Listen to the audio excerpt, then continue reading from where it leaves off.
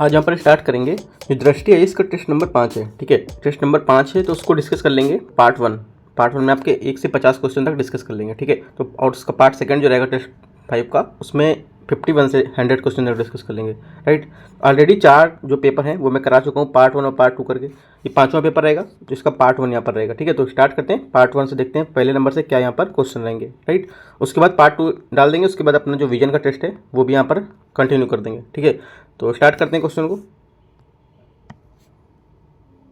यहाँ पर पहला क्वेश्चन है, स्वतंत्रता की पूर्व संध्या पर निम्नलिखित में से कौन सी भारतीय अर्थव्यवस्था की एक विशिष्ट विशेषता थी, ठीक है। भारतीय अर्थव्यवस्था की एक विशिष्ट विशेषता थी।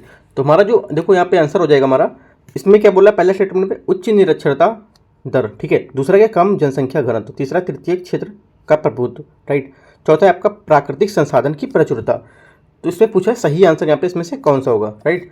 तो देखो यहाँ पर इसमें डिस्कस कर लेते हैं। जो आपका पहला वो पॉइंट बोला है उच्च निरक्षरता दर जो आपकी बोलता है, ठीक है।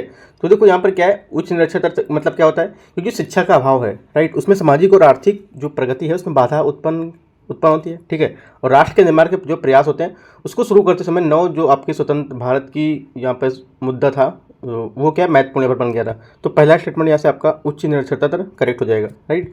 सेकंड स्टेटमेंट यहाँ पर है इसमें बोला कम जनसंख्या घनत्व। तो ये हमारा स्टेटमेंट गलत होगा, क्योंकि इसमें क्या देश में जनसंख्या घनत्व अपेक्षाकृत अधिक था उस टाइम पे, राइट। ये कम जनसंख्या घनत्व यहाँ पर नहीं था, तो ये सेकंड स्टेटमेंट आपका गलत हो जाएगा यहाँ, ठीक है। क्योंकि स्वतंत्रता की पूर्व संध्या पर यहाँ पर पूछा है, तो सेकंड स्टेटमेंट यहाँ से आपका गलत हो जाएगा, राइट। पहला आपका सही है। तीसरा क्या है, तृतीय क्षेत्र का प्रभुत्व, राइट। जो तृतीय क्षेत्र है उसका प्रभुत्व, जो आपका देखो ये बोला है तृतीय क्षेत्र का प्रभुत्व, इसमें भारत में विशेष रूप से क्या सूती और रेशमी वस्त्र जो थे, धातु के और कीमती रत्न के आदि के क्या है जो क्षेत्र थे उसमें हस्तशिल्प उद्योग यहाँ पर प्रख्यात थे, प्रसिद्ध थे, ठीक है। तो ये हमारा तीसरा जो तृतीय क्षेत्र था इसका क्षेत्र का प्रभुत्व यहाँ पर नहीं था। ये तीसरा भी गलत हो जाएगा यहाँ से आपका, राइट। क्योंकि यहाँ पर क्या है, तृतीय क्षेत्र का प्रभुत्व यहाँ पर नहीं देखा गया था, ठीक है। तो ये गलत हो जाएगा। चौथा क्या है, प्राकृतिक संसाधनों की प्रचुरता, जो देश में प्राकृतिक संसाधन थे उसकी प्रचुरता थी, ये तो आपका करेक्ट होगा, ठीक है। तो हमारा पहला और चौथा करेक्ट है, तो 2 स्टेटमेंट यहाँ से केवल 2 करेक्ट हैं, राइट। तो बी यहाँ से हमारा आंसर हो जाएगा। अगला देखते हैं question number 2। Question number second है, यहाँ पर निम्नलिखित कथनों पर विचार करना है, राइट। पहला कथन है और दूसरा कथन है। तो कथन एक देखते हैं क्या है। कथन एक बोला है औपनिवेशिक शासन के अंतर्गत रेलवे, पत्तन और डाक एवं जो तार जैसी बुनियादी ढांचे हैं उसका क्या विकास हुआ। पहला आपका जो यहाँ पर स्टेटमेंट है वो बोला है। दूसरा क्या है, इस विकास के पीछे का उद्देश्य लोगों की बुनियादी सुविधाएं यहाँ पर क्या है प्रदान कराना, राइट, उनको उपलब्ध कराना, राइट। तो देखो पहला जो यहाँ पे बोल रहा है स्टेटमेंट ये एकदम करेक्ट है, क्योंकि औपनिवेशिक शासन के जो हैं उसमें उसके अंतर्गत क्या रेलवे, पत्तन, डाक जैसी बुनियादी ढांचों का विकास हुआ है, सही बात बोल रहा है। दूसरा आपको बोल रहा है इस विकास के पीछे का उद्देश्य लोगों की बुनियादी सुविधाएं प्रदान करना। ये यहाँ पर जो सेकंड स्टेटमेंट है ये गलत हो जाएगा, क्योंकि देखो जो सेकंड स्टेटमेंट यहाँ पर है, जो ब्रिटिश शासन से पूर्व यहाँ पर क्या जो निर्मित सड़कें थी आधुनिक परिवहन के लिए जो उपयुक्त नहीं थी यहाँ पर, ठीक है। उसके बाद क्या था, जो सड़कें जो उन्होंने बनाई थी उनका ध्येय था कि सब देश के भीतर जो उनकी सेनाएं हैं, ठीक है, उनका आवागमन की सुविधा और देश के जो भीतरी भाग है उन पर कच्चे माल का निकटतम रेलवे स्टेशन या पत्तन तक पहुँचाने में सहायता करना, बस इतना था। ना कि इसके विकास के उद्देश्य के पीछे उनका कोई उद्देश्य यहाँ पर था इसका, ठीक है। तो ये हमारा गलत हो जाएगा सेकंड स्टेटमेंट, ओनली पहला स्टेटमेंट आपका करेक्ट होगा। तो सेकंड गलत होगा, सेकंड यहाँ पर गलत है, पहला ये सही है। तो 3 सी आपका यहाँ से करेक्ट आंसर हो जाएगा, ठीक है, दूसरे का। तीसरा है निम्नलिखित में से कौन सा समाजवादी अर्थव्यवस्था की मूलभूत विशेषताओं को सर्वोत्तम वर्णन करता है, ठीक है। जो समाजवादी अर्थव्यवस्था है उसको सबसे अच्छी जो वर्णन कर रहा है कौन कर रहा है चारों में, राइट। तो यहाँ पे हमारा जो करेक्ट आंसर रहेगा तीसरे का हमारा करेक्ट आंसर रहेगा केंद्रीय नियोजन और संसाधनों का नियंत्रण। केंद्रीय नियोजन और संसाधनों का नियंत्रण, ये हमारा यहाँ से इसका डी जो स्टेटमेंट है करेक्ट हो जाएगा, क्योंकि समाजवादी अर्थव्यवस्था में सरकार आमतौर पर क्या है संसाधनों, ठीक है, क्या है जो संसाधन है उनके आवंटन, उत्पादन, लक्ष्य और जो मूल्य निर्धारण उसके सहित आर्थिक गतिविधि योजना का निर्देशन या में क्या है केंद्रीय भूमिका निभाती है। तो हमारे यहाँ से क्या हो जाएगा, डी इसका करेक्ट स्टेटमेंट हो जाएगा। अगला क्या है, चौथा नंबर क्वेश्चन, निम्नलिखित में से कौन सा कारक किसी अर्थव्यवस्था में, ठीक है, कौन सा कारक किसी अर्थव्यवस्था में दीर्घकालिक और आर्थिक विकास का निर्धारक माना जाता है, ठीक है। तो चौथे का ये पूछ रहा है, तो चौथे का हमारा जो आंसर हो जाएगा, तो करेक्ट आंसर हमारा फोर्थ का होगा यहाँ पर मानव पूंजी में निवेश, ठीक है। मानव पूंजी और शिक्षा में निवेश किसी भी समाज में दीर्घकालिक आर्थिक विकास का एक बुनियादी चालक होता है। ये आपको पूरी लाइन पता होनी चाहिए, राइट। तो हमारा क्या हो जाएगा, मानव पूंजी, एक लाइन से ही सीधे सा क्वेश्चन बना दिया यहाँ पर। तो हमारा फोर्थ का सी आंसर हो जाएगा। 5वां नंबर क्वेश्चन देखते हैं, 5th नंबर क्वेश्चन। पांचवा क्वेश्चन यहाँ से है मिश्रित अर्थव्यवस्था, ठीक है। जो मिश्रित अर्थव्यवस्था है उसके संदर्भ में निम्नलिखित कथनों पर क्या है विचार करना है। यहाँ पर पहला स्टेटमेंट है व्यवसायों के निजी और सार्वजनिक स्वामित्व के संयोजन की वाली अर्थव्यवस्था, पहला स्टेटमेंट ये बोल रहा है। दूसरा स्टेटमेंट है एक ऐसी अर्थव्यवस्था जहां सभी आर्थिक निर्णय सरकार द्वारा लिए जाते हैं। एक ऐसी अर्थव्यवस्था है जहां पर जो भी निर्णय लेती है सरकार लेती है, ये कहने का मतलब इसका, ठीक है। एक ऐसी अर्थव्यवस्था जो पूरी तरह से आयात प्रतिस्थापन पर निर्भर होती है, तीसरा स्टेटमेंट ये। तो इनमें से कौन कौन से स्टेटमेंट पूछा है इसमें से सही है, राइट। तो देखो पहला जो यहाँ पर बोल रहा है, पहला स्टेटमेंट आपका करेक्ट है, क्योंकि जो व्यवसाय के निजी और सार्वजनिक क्षेत्र के स्वामित्व संयोजन वाली अर्थव्यवस्था है ये करेक्ट है। दूसरा स्टेटमेंट यहाँ से होता है एक ऐसी अर्थव्यवस्था जहाँ सभी आर्थिक निर्णय सरकार द्वारा यहाँ पर क्या लिए जाते हैं, राइट। ये सेकंड स्टेटमेंट आपका गलत हो जाएगा, क्योंकि मिश्रित अर्थव्यवस्था का अर्थ ये नहीं है कि सभी आर्थिक निर्णय सरकार के द्वारा लिए जाएं, राइट। ये निजी स्वामित्व और बाजार शक्तियों को अनुमति देता है। तो हमारा सेकंड स्टेटमेंट आपका आंसर गलत हो जाएगा। तीसरा क्या है, एक ऐसी अर्थव्यवस्था है जो पूरी तरह आयात से प्रतिस्थापन पर निर्भर करती है। तो तीसरा स्टेटमेंट यहाँ से आपका जो है वो भी गलत हो जाएगा, ठीक है। तीसरा भी गलत हो, क्योंकि ये केवल आयात प्रतिस्थापन पर निर्भर करती है, ना कि आयात और अर्थव्यवस्था की पूरी तरह। तो देखो पहले यहाँ पर बोला है कि केवल आयात प्रतिस्थापन पर निर्भर करती है, निर्भर नहीं होती है, राइट। इसमें बोला है आयात पर पूरी तरह निर्भर होती है, तो ये गलत है। पूरी तरह से आयात पर निर्भर नहीं होती है, तीसरा हमारा यहाँ से गलत हो जाएगा, ठीक है। तीसरा गलत हो गया, और आपका जो मैंने सेकंड बताया था वो भी यहाँ पर क्या हो गया, गलत हो जाएगा। पहला स्टेटमेंट सिर्फ यहाँ से आपका करेक्ट होगा, ठीक है। यहाँ से सिर्फ पहला करेक्ट होगा, तो आपका एक यहाँ से आंसर हो जाएगा, केवल एक ए। अगला है छठा नंबर, निम्न पर विचार करना है, ठीक है। निम्न पर विचार करना है, उच्च मुद्रास्फीति दर, उच्च बेरोजगारी दर, उच्च निर्भरता दर और निम्न साक्षरता दर, इनमें से कितने किसी देश में आर्थिक विकास के लिए संकेतक माने जाते हैं, है ना। ये आर्थिक विकास के लिए प्रमुख संकेतक माने जाते हैं। इनमें से कितने पॉइंट, जो आपके 4 पॉइंट मैंने बताए, उनमें से कौन कौन से, ठीक है। तो देखो पहला यहाँ पर है, पहला गलत है आपका, क्योंकि जो यहाँ पर उच्च मुद्रास्फीति दर है, राइट, ये क्या है, ये आपके आर्थिक विकास में संकेतक नहीं होगा। ये पहला आपके यहाँ से क्या है, गलत हो जाएगा। क्यों नहीं होगा, क्योंकि उच्च मुद्रास्फीति दर आर्थिक विकास का प्रमुख संकेतक नहीं होती, ये बल्कि क्या है, आर्थिक विकास के लिए हानिकारक हो सकती है, ठीक है। किसी देश की जो मुद्रा है क्रय शक्ति को नष्ट कर देती है ये, ठीक है। इस वजह से क्या है, ये हमारा उच्च मुद्रास्फीति दर की जो है ये प्रमुख संकेतक नहीं मानी जाती है। दूसरा क्या है, उच्च बेरोजगारी दर, राइट। जो उच्च बेरोजगारी दर है ये क्या होगा, ये भी विकल्प गलत हो जाएगा। क्या जो हमारे लोग बेरोजगार हो रहे हैं तो उससे क्या आर्थिक विकास में संकेत माना जाएगा, गलत है, बिल्कुल गलत है, राइट। थोड़ा सा आप देखो, अगर अपना माइंड लगाएंगे तो ये आंसर आपका निकल जाएगा। मैं फिर भी बता देता हूँ उसको। जो सेकंड टिप्पणी इससे गलत होगा, क्योंकि उच्च बेरोजगारी दर श्रम बाजार की चुनौतियाँ का बस संकेत देती है, हालांकि क्या सीधे तौर पर आर्थिक विकास से जुड़ी नहीं है, किंतु ये नौकरी बाजार में जो अक्षमता है, ठीक है, उनकी जो मानव संसाधन को कम करने का यहाँ पर संकेत दे सकती है। दूसरा भी आपका गलत हो जाएगा। तीसरा क्या है, निम्न निर्धनता दर, ठीक है, निम्न निर्धनता दर, इसमें क्या होगा, ये आपका निम्न निर्धनता दर होता है कि आर्थिक विकास का एक महत्वपूर्ण संकेत है, ये आपका करेक्ट है। चौथा है निम्न साक्षरता दर, ये आपका गलत है। निम्न साक्षरता दर नहीं बल्कि उच्च साक्षरता दर होनी चाहिए, ठीक है। तो हमारा ये क्या हो जाएगा, गलत हो जाएगा। तो ओनली 3 सही है यहाँ पर, केवल एक स्टेटमेंट सही है ना, केवल एक स्टेटमेंट। अगला 7वां नंबर है, निम्नलिखित कथनों पर विचार कीजिए। दूसरी पंचवर्षीय योजना में भारतीय नियोजन के लक्ष्यों के संबंध में बुनियादी विचार प्रस्तुत किए गए थे। पहला स्टेटमेंट आपका यहाँ पर ये बोला है 7 का, राइट। पहला स्टेटमेंट आपका सही भी है, क्योंकि वास्तविक अर्थों में क्या नियोजन की शुरुआत दूसरी पंचवर्षीय योजना से हुई थी, ठीक है। और इसमें क्या है, ऐतिहासिक योगदान ने भारतीय नियोजन के लक्ष्यों से संबंधित बुनियादी विचार यहाँ पर प्रस्तुत भी किए थे। दूसरा क्या है, पहला करेक्ट है आपका। दूसरा, पीसी महालनोबिस को भारतीय नियोजन के वास्तुकार यहाँ पर माना जाता है, ठीक है। तो सेकंड स्टेटमेंट आपका यहाँ से जो बोल रहा है, सेकंड स्टेटमेंट आपका सही है। अभी ये है, इसमें देखो सेकंड स्टेटमेंट ये बोल रहा है कि यह योजना महालनोबिस के विचारों पर आधारित थी, ठीक है। इस अर्थ में उन्हें भारतीय नियोजन का वास्तुकार भी कहा जाता था, ठीक है। क्या कहता है, भारतीय नियोजन का वास्तुकार यहाँ पर भी कहता है।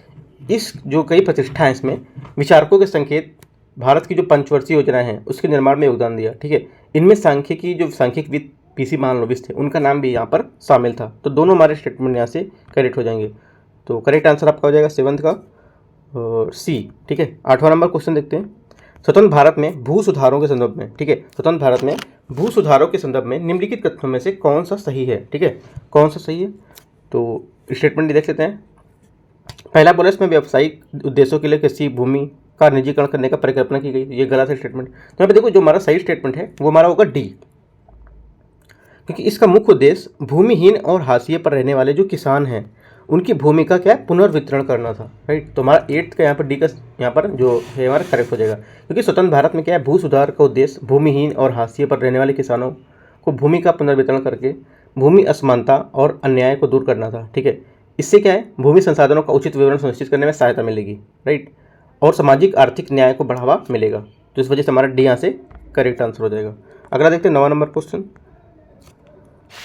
हरित क्रांति। ठीक है, हरित क्रांति के संदर्भ में निम्नलिखित कथनों पर विचार करना है। राइट, हरित क्रांति के संदर्भ में निम्नलिखित कथनों पर विचार करना है। पहला स्टेटमेंट है, हरित क्रांति प्रौद्योगिकी के प्रसार ने भारत को खाद्यान्न में आत्मनिर्भरता प्राप्त करने में सक्षम बनाया है। पहला स्टेटमेंट आपका यहाँ से ये बोला है। राइट, और पहला स्टेटमेंट आपका सही भी, क्योंकि स्वतंत्रता के समय क्या देश की 75% जो जनसंख्या थी कृषि पर आश्रित थी। ठीक है, इस क्षेत्र में उत्पादकता बहुत ही कम थी, क्योंकि पुरानी जो यहाँ पर प्रौद्योगिकी थी उसका प्रयोग किया जाता था। इससे क्या है कि उत्पादकता बढ़ेगी नहीं। अभी क्या नई प्रौद्योगिकी आ गई है, उत्पादकता काफ़ी बढ़ती है, लेकिन क्या जमीन इतना नहीं है, तो इस वजह से कम रहती है। ठीक है, दोनों में काफ़ी अंतर हो गया इस बार। ठीक है, तो इससे क्या है, किसानों के पास आधिकारिक संरचना भी यहाँ पर निसंतान का अभाव रहता था, मतलब जो आधिकारिक संरचना थी उसका नितांत का अभाव रहता था।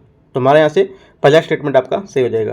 दूसरा क्या है, उच्च उपज वाले किस्म HYV जो आपके बीज हैं उनके उपयोग में पंजाब, आंध्र प्रदेश जैसे जो अधिक समृद्ध राज्य थे वहाँ तक ही सीमित थे। जो सेकंड स्टेटमेंट वो भी करेक्ट है, क्योंकि हरित क्रांति से पहले प्रथम चरण में 1960 के दशक से 70 के दशक में, ठीक है, जो HYV बीज थे, राइट, उनका प्रयोग पंजाब, ठीक है, आंध्र प्रदेश, तमिलनाडु जैसे समृद्ध जो राज्य थे वहाँ तक ही सीमित था। सही बात बोल रहा है। तीसरा क्या, इसने छोटे और बड़े किसानों के बीच असमानता को बढ़ा दिया। ठीक है, क्या बढ़ा दिया, असमानता को बढ़ा दिया। तो देखो तीसरा स्टेटमेंट आपका गलत हो जाएगा। इसमें जो छोटे बड़े किसान थे, ठीक है, इसमें क्या है, इनमें सौभाग्य था कि सरकार द्वारा किए गए कुछ जो उपाय थे उसके कारण ये आशंकाएं सत्य साबित नहीं हुई। सरकार ने छोटे किसानों को ऋण दिया और उर्वरकों पर जो है निम्न ब्याज दर से सहायता यहाँ पर प्राप्त की, उनको सहायता दी। ठीक है, ताकि क्या छोटे किसान को भी आवश्यकता से आगे यहाँ पर क्या मतलब जो पैसा है या फिर लागत है वो उपलब्ध हो जाए। इस प्रकार हरित क्रांति छोटे छोटे बड़े किसान को सभी को लाभ मिला, छोटे से बड़े किसान सभी को लाभ हुआ। तो हम पे क्या सिर्फ बड़े किसान बोल रहा है, तो ऐसा कुछ नहीं है, असमानता कुछ नहीं बढ़ाया, तो तीसरा गलत हो जाएगा। तो पहला दूसरा दो करेक्ट है, तो बी हमारा यहाँ से आंसर हो जाएगा। 10वां देखते हैं, निम्नलिखित पर विचार करना है। ठीक है, निम्नलिखित पर विचार करना है।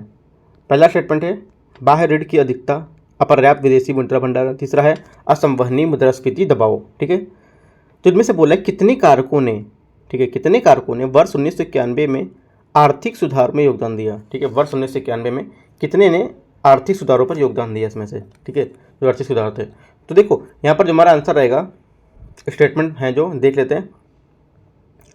पहला स्टेटमेंट यहाँ पर है, पहला स्टेटमेंट आपका यहाँ से करेक्ट है। ठीक है, जो पहला स्टेटमेंट यहाँ से बोला है वो करेक्ट है, क्योंकि जहाँ पर बाहर ऋण की जो अधिकता है वो यहाँ पर करेक्ट होगा। दूसरा क्या है, अपर्याप्त विदेशी मुद्रा भंडार, ये भी आपका क्या होगा, सही होगा। ठीक है, और जो तीसरा स्टेटमेंट बोला है असंवहनीय जो मुद्रास्फीति दबाव है वो भी क्या है, करेक्ट होगा। तो तीनों स्टेटमेंट यहाँ पे आपके करेक्ट हो जाएंगे। राइट, क्योंकि देखो भुगतान जो संतुलन संकट है भारत में 1980 के दशक के अंत में और 1990 है उसके दशक की शुरुआत में यहाँ पर क्या है, संकट का सामना करना पड़ा था इसको। ठीक है, भुगतान जो संतुलन था उसका गंभीर संकट का सामना करना पड़ा था। विदेशी मुद्रा भंडार गंभीर रूप से क्या कम था और देश के जो अपने अंतर्राष्ट्रीय भुगतान दायित्व हैं उसको पूरा करने में असमर्थ था। राइट, बाहरी क्षेत्र में स्थिर करने और ऋण को चूक करने यहाँ पर कोई सुधार के लिए आवश्यक थे। तो दोनों स्टेटमेंट आपके यहाँ से ये करेक्ट हो जाएंगे, पहला भी आपका करेक्ट होगा। तीनों बातें एकदम करेक्ट हैं, तो हमारा सी यहाँ से आंसर हो जाएगा। ठीक है, अगला है 11 नंबर क्वेश्चन। कथन 1 दिया है, कथन 2 दिया है। कथन 1 के वैश्विक अनुमान के अनुसार भारत 2023-2024 में विश्व की सबसे तेजी से बढ़ती अर्थव्यवस्था होगी। पहला यहाँ पर जो कथन है यहाँ पर ये बोला है आपका 11 नंबर का। ठीक है, दूसरा क्या है, भारत महामारी के बाद खुदरा क्षेत्र में तेजी अनुभव कर रहा है और हाल ही में बैंकों के तुलन पत्र के अनुसार या तुलन पत्र में भी सुधार के लिए निवेश आकर्षित हो रहे हैं। तो दूसरा स्टेटमेंट आपका ये दिया है। तो यहाँ पर पूछ रहा है कौन सा स्टेटमेंट आपका करेक्ट होगा। तो देखो यहाँ पर दोनों स्टेटमेंट सही हैं, इसकी सही व्याख्या भी कर रहा है, क्योंकि वैश्विक अनुमान के अनुसार भारत 2023-24 में विश्व की सबसे तेजी बढ़ती अर्थव्यवस्था होगी, करेक्ट है। उसी के बात को लेकर आगे का पॉइंट बता रहा है कि भारत महामारी के बाद से खुदरा क्षेत्र में तेजी से क्या है इसका अनुभव कर रहा है, खुदरा क्षेत्र में तेजी का अनुभव कर रहा है और हाल में बैंकों का तुरंत पर सुधार से भी यहाँ पर निवेश आकर्षित हो रहे हैं। तो दोनों स्टेटमेंट आपका करेक्ट है, तो ए यहाँ से इसका आंसर हो जाएगा। क्योंकि वर्ष 2023-24 में भारत विश्व की जो बढ़ती अर्थव्यवस्था है उसके हिसाब से यहाँ पर होगा। ठीक है, और भारत की जो विकास दर 2022 के जो 6.8 से घटकर कितना वर्ष 2023 में 6.1% हो जाएगी। राइट, जो बाहरी चुनौतियों के बावजूद लचीली घरेलू मांग के साथ वर्ष 2024 में 6.8% तक बढ़ेगी। राइट, याद रखना है आपको। जो आपका अंतर्राष्ट्रीय मुद्रा कोष है IMF, उसके अनुसार भारत अकेले वर्ष 2023 में वैश्विक जो विकास है उसमें 15% का योगदान देगा। ठीक है, ये किसने कहा है? ये आपका जो अंतर्राष्ट्रीय मुद्रा कोष है जिसको IMF बोलते हैं, इंटरनेशनल मॉनेटरी फंड। ठीक है, तो उसने यहाँ पर ये बोला है, तो ये चीज़ आपको याद रखना है। अगला देखते हैं 12 नंबर क्वेश्चन। 12 नंबर क्वेश्चन यहाँ से वस्तु एवं सेवा कर GST के बारे में कि परिषद के बारे में निम्नलिखित कदम विचार करना है। पहला है, ये केंद्रीय वस्तु एवं सेवा कर अधिनियम 2017 के तहत स्थापित एक सांविधिक निकाय है। ठीक है, 12 नंबर में क्या बोला? ये एक सांविधिक निकाय है। राइट, तो पहला हमारा गलत हो जाएगा। नहीं, यहीं से देख लेते हैं पहला गलत क्यों हो जाएगा, क्योंकि मैंने आपको पहले भी क्वेश्चन बता चुका था, जो पॉलिटी का क्वेश्चन डिस्कस कर रहा था, कि जो सांविधिक निकाय होगा वो किसी आपका अधिनियम के अंतर्गत, जो सांविधिक निकाय होते हैं वो अधिनियम के अंतर्गत होते हैं, और जो संवैधानिक निकाय होते हैं वो अनुच्छेद के अंतर्गत होते हैं। ये जो वस्तु एवं सेवा कर इसका GST है, जो इसको अनुच्छेद भी दिया गया। कौन सा अनुच्छेद? 279A।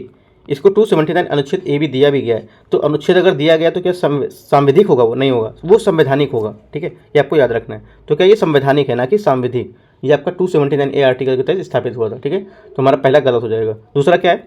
केंद्रीय वित्त मंत्री परिषद का उपाध्यक्ष होता है। जो केंद्रीय वित्त मंत्री है वो परिषद का उपाध्यक्ष होता है। सेकंड बात आपसे ये बोला है, तो सेकंड बात आपकी क्या है? गलत हो जाएगी। उपाध्यक्ष आपका राज्य सरकार के मंत्रियों से चुना जाएगा। किससे? उपाध्यक्ष जो होगा आपका राज्य सरकार के जो मंत्री होंगे, ठीक है, उनसे चुना जाएगा उपाध्यक्ष। ये गलत बात बोला सेकंड भी। तीसरा क्या है?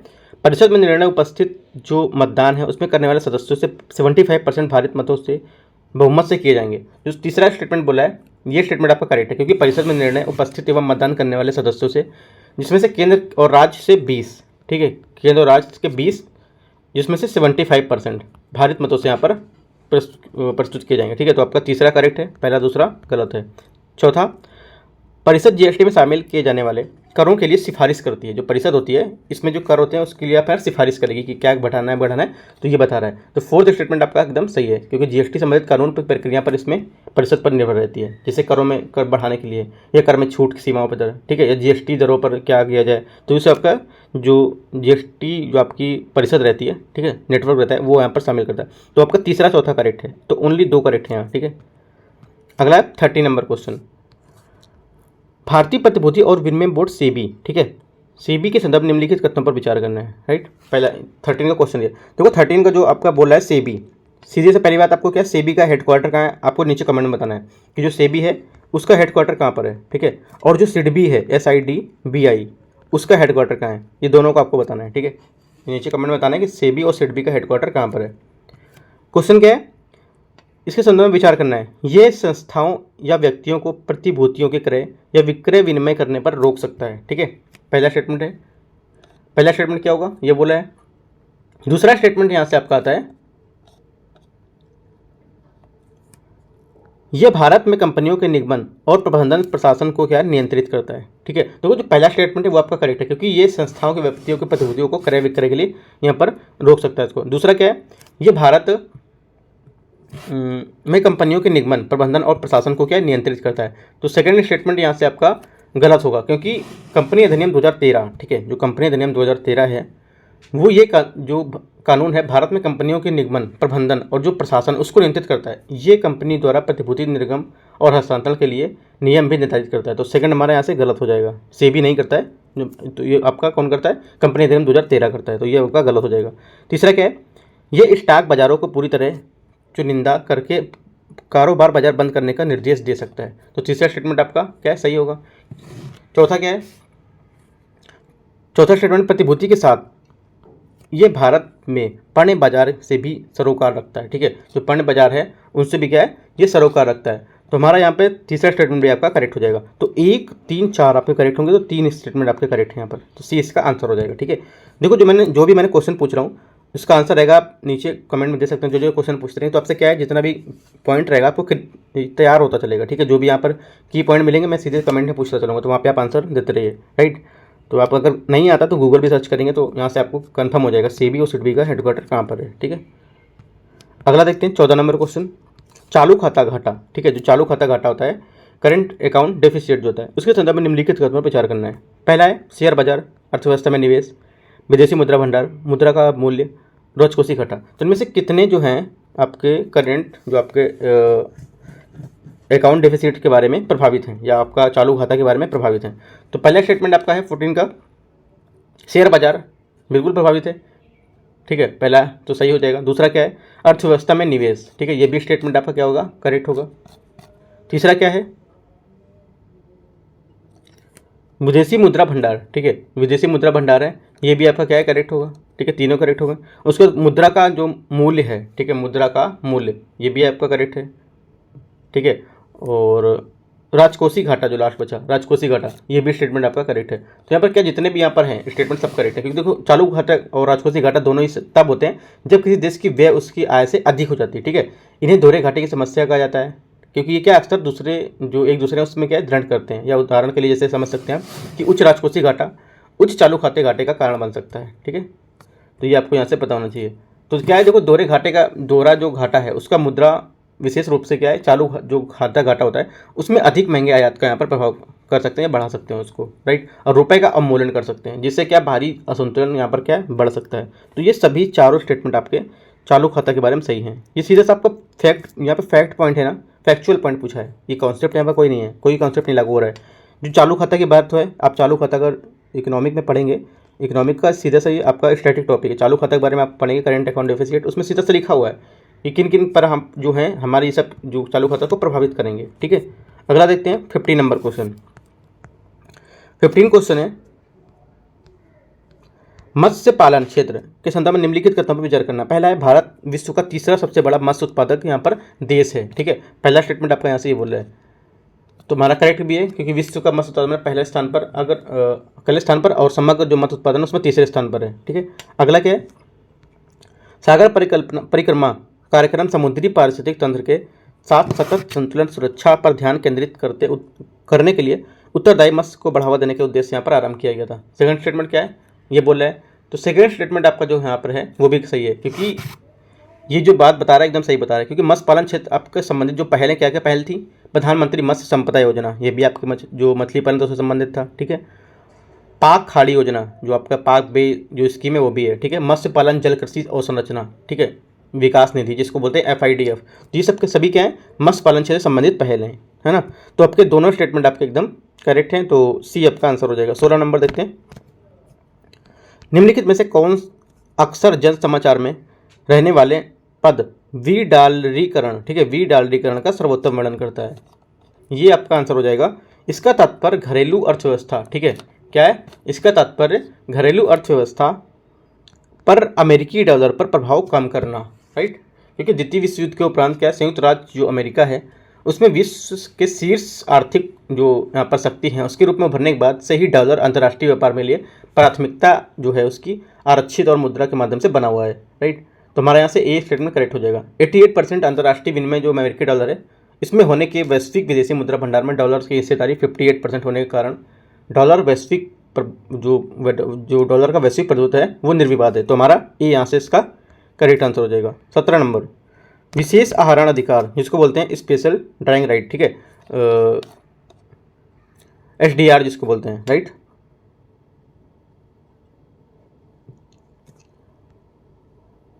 जो आपका SDR है उसके संदर्भ में निम्नलिखित कथन पर विचार करना है। SDR के बारे में निम्नलिखित कथन पर विचार करना। पहला स्टेटमेंट है यहाँ पर SDR का, ये बोल रहा है SDR की गणना अमेरिकी डॉलर, ठीक है, SDR की गणना अमेरिकी डॉलर, यूरो, जापानी येन, चीनी युआन, ब्रिटिश पाउंड और जो रूसी रूबल हैं वो सहित भारतीय मुद्राओं में की जाती है। पहला स्टेटमेंट आपका गलत है, ठीक है।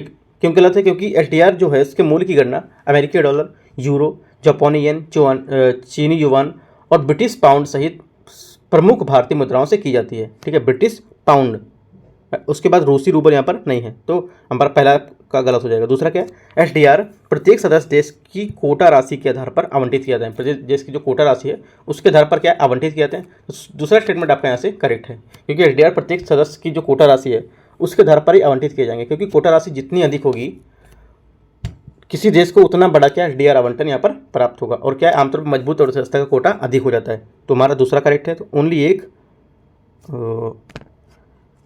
केवल 2, ठीक है, यहाँ पर आंसर जो होगा केवल 2, पहला गलत है, तो केवल 2 आपका आंसर हो जाएगा। 18 नंबर क्वेश्चन है, गिग वर्कर्स के संबंध में निम्नलिखित कथनों पर विचार करना है। ठीक है, तो देखते हैं पहला स्टेटमेंट क्या है। सामाजिक सुरक्षा संहिता जो है 2020 गिग वर्कर्स को एक नई व्यावसायिक श्रेणी के रूप में परिभाषित करती है। पहला स्टेटमेंट आपको यहाँ से ये बोल रहा है। ठीक है, पहला स्टेटमेंट बोला, पहला स्टेटमेंट आपका करेक्ट भी है, क्योंकि जो सामाजिक सुरक्षा संहिता है 2020 का, ये गिग श्रमिकों को एक नई व्यावसायिक श्रेणी के रूप में मान्यता देता है। राइट, ये गिग श्रमिक को एक ऐसे व्यक्ति के रूप में परिभाषित करता है जो पारंपरिक नियोक्ता कर्मचारी संबंध से क्या है, बाहर कार्य करते हैं। तो हमारा क्या है, पहला स्टेटमेंट आपका करेक्ट हो जाएगा। दूसरा क्या है, ये श्रमिक नई पेंशन योजना के तहत पंजीकरण के लिए पात्र नहीं है। ठीक है, सेकंड गलत है आपका। एनपीएस जो आपका है, नेशनल पेंशन जो आपकी स्कीम है, उसके उद्देश्य से पेंशन सुधारों को स्थापित करना और नागरिकों के बीच सेवानिवृत्त के लिए बचत की वृत्ति विकसित करना। तो ये तो नहीं बोला गया कि नहीं पात्र होंगे, तो सिर्फ पहला यहाँ पर सही है आपका। तो 18 का आपका ओनली 1 करेक्ट होगा यहाँ पर। ठीक है, 18 का क्या होगा, ओनली 1 करेक्ट होगा। 19 नंबर देखते हैं, तटीय जलकृति प्राधिकरण के बारे में कथनों पर विचार करना। ये वाणिज्य और उद्योग मंत्रालय के तहत एक सांविधिक निकाय है। क्या है, संविधि निकाय। संविधिक क्या है तो मैंने बताया था। ठीक है, तो पहला स्टेटमेंट जो आपका 19 नंबर क्वेश्चन का बोला है, पहला गलत होगा, क्योंकि ये जल कृषि प्राधिकरण अधिनियम 2005, ठीक है, जल कृषि अधिनियम प्राधिकरण 2005 मत्स्य पालन पशुपालन डेयरी मंत्रालय के तहत तटीय जल कृषि प्राधिकरण की स्थापना का प्रावधान करता है। ठीक है, तो क्या है, ये वाणिज्य उद्योग मंत्रालय के तहत, तो गलत हो जाएगा। इसका उद्देश्य पूरे भारत में जलीय कृषि प्रथा को बढ़ाने की संबंधित गतिविधि को नियंत्रण करने का प्रावधान करता है। तो सेकंड स्टेटमेंट आपका गलत है। ये बोला है इसमें सेकंड में, इस अधिनियम के तहत तटीय जल कृषि में शामिल प्रक्रियाओं को देख रेख विनियमन के लिए तटीय जो आपकी जल कृषि प्राधिकरण है उसके नामक एक विशेष संगठन की स्थापना करता है। ठीक है, तो ये हमारा सेकंड भी गलत हो जाएगा।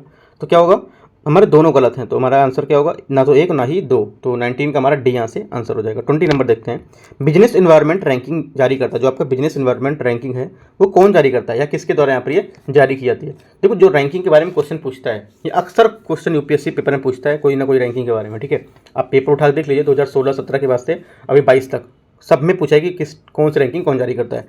तो आपका करेक्ट आंसर आपका 20 का हो जाएगा यहाँ पर सी, इकोनॉमिक इंटेलिजेंस यूनिट द्वारा यहाँ पर जारी किया था। ठीक है, जो कि इकोनॉमिक इंटेलिजेंस यूनिट है EIU, इसके द्वारा जारी बिजनेस एनवायरनमेंट जो रैंकिंग है उसमें क्या है 91, ठीक है, 91 महत्वपूर्ण संकेतक के आधार पर क्या है 82 देश, ठीक है, 82 कंट्री 82 कंट्री के साथ देशों में व्यापार अनुकूलन वातावरण को मापता है। राइट, तो हमारा क्या सी यहाँ से इसका आंसर हो जाएगा। इसका हाँ, इकोनॉमिक इंटेलिजेंस द्वारा सी। ठीक है, तो सी हमारा यहाँ से इसका आंसर हो जाएगा। अभी जो नवीनतम रैंकिंग आई है उसमें सिंगापुर टॉप पर है। टॉप पर कौन सा रैंकिंग है, सिंगापुर। ठीक है, सिंगापुर टॉप पे है, जबकि क्या है वियतनाम ने सर्वाधिक सुधार किया। जो वियतनाम था उसने काफ़ी सुधार किया है। राइट, ये आपको याद रखना है। और ग्लोबल बिजनेस एनवायरनमेंट में जो आपका भारत ने कितना 52 जो रैंक है वो यहाँ पर इसमें प्राप्त किया है। कितने देशों में, आपको मैंने बताया था कितने देशों में, ये जो थे 82 देशों में आपका 52 रैंक यहाँ पर प्राप्त किया है। भारत की रैंकिंग में ये सकारात्मक परिवर्तन की तकनीकी अनुकूलता, राजनीतिक वातावरण और विदेशी जो निवेश है वो जैसे मापदंड के बेहतर स्कोर के लिए परिणामस्वरूप देखने को मिला है यहाँ। तो हमारा यहाँ से क्या हो जाएगा, सी इसका करेक्ट आंसर हो जाएगा। 21 लेड के स्वास्थ्य प्रतिकूल प्रभाव के संदर्भ में निम्नलिखित कथनों पर विचार करना है। जो लेड के स्वास्थ्य पर प्रतिकूल प्रभाव है उसके बारे में आपको विचार करना है। पहला है, एक बार रक्त प्रवाह प्रवेश करने के बाद ये सीधे मस्तिष्क में चला जाता है और विशेषकर बच्चों में। ठीक है, तो पहला स्टेटमेंट आपका क्या है, पहला स्टेटमेंट आपका यहाँ से गलत हो जाएगा, सॉरी पहला स्टेटमेंट आपका सही हो जाएगा। ठीक है, पहला स्टेटमेंट आपका सही हो जाएगा, क्योंकि जब एक बार लेड का रक्त प्रवाह प्रवेश कर जाता है तो सीधे बच्चों के मस्तिष्क में चला जाता है। ये बात एकदम करेक्ट है। ठीक है, सही है। दूसरा है, ये गर्भावस्था के दौरान भ्रूण में स्थानांतरित हो सकता है और जिससे क्या जन्म के से समय वजन कम हो सकता है। सेकंड स्टेटमेंट भी आपका करेक्ट है। ठीक है, सेकंड बात भी आपकी करेक्ट बोल रहा है, तो दोनों बातें करेक्ट हैं। तो देखो, संयुक्त राष्ट्र जो बाल कोष है, जो यूनिसेफ है आपका संयुक्त राष्ट्र बाल कोष UNICEF, उसके द्वारा प्योर अर्थ, ठीक है, प्योर अर्थ की वर्ष 2020 की रिपोर्ट में बताया गया था कि भारत में 50%, ठीक है, कितने 50% जो बच्चे हैं, राइट, जो 50% बच्चे हैं उनमें रक्त में उच्च लेड स्तर यहाँ पर पाया गया है। राइट, तो आपको ये याद रखना है किसने रिपोर्ट जारी की थी, ये पता जाना चाहिए आपको। अगला क्या है, तो 21 का आपका जो आंसर होगा, दोनों यहाँ पर करेक्ट होंगे। 21 का पहला और दूसरा दोनों करेक्ट हैं। ठीक है, 22 रोडोड्रैगन, ठीक है, रोडोड्रैगन के संदर्भ में निम्नलिखित कथनों पर विचार करना। इसे जलवायु परिवर्तन के लिए सूचक प्रजाति माना जाता है। जलवायु परिवर्तन के क्या सूचक प्रजाति माना जाता है। तो 22 का यहाँ पर क्या है, पहला स्टेटमेंट आपका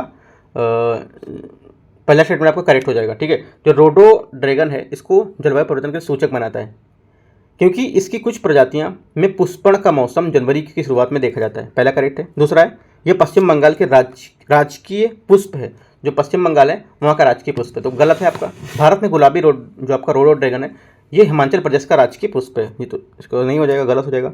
यह सदाबहार या पर्णपाती झाड़ियाँ हैं जिसके पत्ते सख्त होते हैं। तो तीसरा स्टेटमेंट आपका क्या है? तीसरा स्टेटमेंट आपका करेक्ट हो जाएगा, ये भी बात सही बोल रहे हैं। तो हमारे क्या हो जाएंगे, 1 और 3 करेक्ट हैं, तो 2 स्टेटमेंट हमारे यहाँ से करेक्ट हो जाएंगे। अगला देखते हैं 23 नंबर क्वेश्चन। 23 है, कृत्रिम तंत्रिका नेटवर्क। ठीक है, जो कृत्रिम तंत्रिका नेटवर्क है इसके संदर्भ में निम्नलिखित कथनों पर विचार करना है। ठीक है, कृत्रिम तंत्रिका नेटवर्क ANN। तो ANN क्या है? एक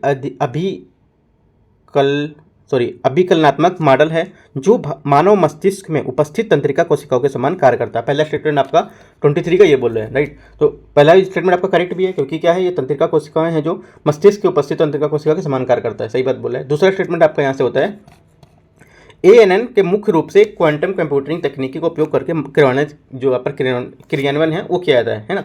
तो सेकंड स्टेटमेंट आपका क्या है? सेकंड स्टेटमेंट आपका गलत है, क्योंकि जो तंत्रिका नेटवर्क है इसका मुख्य रूप से शास्त्रीय कंप्यूटर तकनीकी, ना कि आपका क्वांटम तकनीकी। कौन सी? शास्त्रीय कंप्यूटिंग तकनीकी का उपयोग करके इसको कार्यान्वयन किया जा सकता है, तो हमारा ये गलत हो जाएगा। ठीक है, जो आपका क्वांटम न्यूरल नेटवर्क है ये क्या होता है? ये एक मशीन लर्निंग मॉडल होता है। ठीक है, और जो क्वांटम कंप्यूटिंग उसको जो कृत्रिम तंत्रिका है उसके नेटवर्क की अवधारणा को जोड़ता है। ठीक है, अभी अपने विकास के चरण में है, ऐसा कुछ अभी नहीं कि कार्यान्वयन कर सकेगा, राइट। तो दूसरा गलत हो जाएगा, ओनली 1 करेक्ट है। 24 देखते हैं, विशेष विवाह अधिनियम। ठीक है, विशेष विवाह अधिनियम 1954 के संदर्भ में निम्नलिखित कथनों पर विचार करना है। जो विशेष विवाह अधिनियम 1954 है उसके बारे में आपको क्या है विचार करना है 24 में। देखते हैं, पहला यहाँ पर